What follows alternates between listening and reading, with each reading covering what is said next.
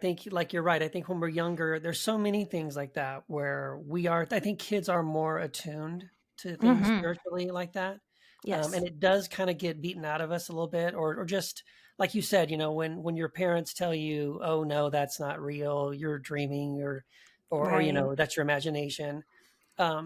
Yeah, you're teaching children to mistrust themselves and to mistrust Yes. that voice. So it's just one of the Mhm. other ways that we are taught and told not to trust that intuition, not to trust what we see and Mhm. feel and Right. experience. Yes. And so I think validating it is so important as parents. Yeah, I think that's really I do powerful. too.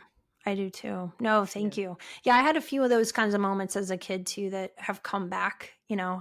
Obviously had a lot of memories come back as I've gotten older, which is pretty common with repression. But I remember going to slumber parties and the lights going on and off, and me seeing things that the other girls were not seeing. And it Yeah. got to the point where they would be like, this always happens when Kirsten's here. So, that was hard to take, right, as a Yeah. second grader, but also I started to recognize that, yeah, there was something very real about that. But there were a few things that I saw that were so scary that actually align with what I do now and some of Hmm. the casework that I do now, that was one of the reasons I shut it down. I basically said, I don't want this. I don't want to believe in this. I don't, Yeah.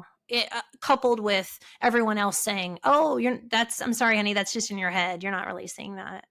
Right. Yeah. Right. Yeah. Yeah. And I think too, I think for a lot of us, for a lot of people, maybe certainly also for children, if the kinds of things that they're seeing are scary, Mhm. right? Then Mhm. they also want to shut it down and deny it as well. Like, I don't want to have these Absolutely. things anymore. And so knowing that you have the power and the ability to sort of like filter those things out, right? Like, Yes. okay,